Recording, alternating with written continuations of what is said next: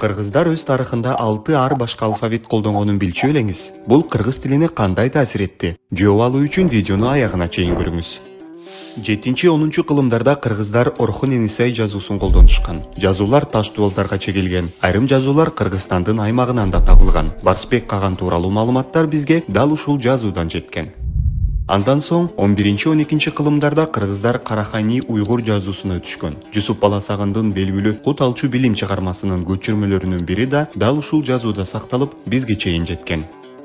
Ислам динин кабыл алгандан кийин кыргыздар 1920-жылдарга чейин араб алфавитин колдонушкан.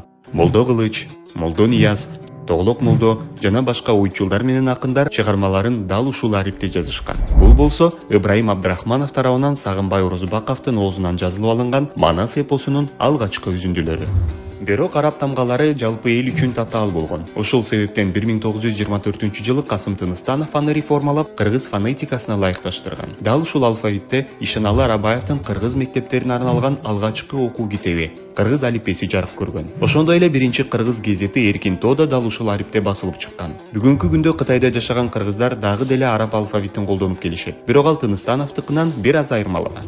1928-жылдары кыргыздар СССРдин башка элдери менен бирге латын арабин өтө баштаган. Мисалы, бул Жомарт Бөкөнбаевдин латын тамгалары менен жазылган күндөлүгү, а бул болсо Бишкектеги латын жазмалары сакталып калган жападан жалгыз имарат.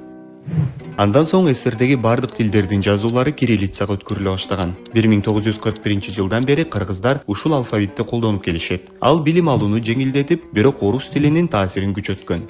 Алфавит өзгөргөн сайын алар кыргыз тилине өз таасирин тийгизип турган. Жаңы сөздөр кирип, айрымдары унутулган. Ошондуктан кайсыл алфавитти колдонсок дагы эң башкысы өз тилибизди сактап, өнүктүргөнүбүз маанилүү.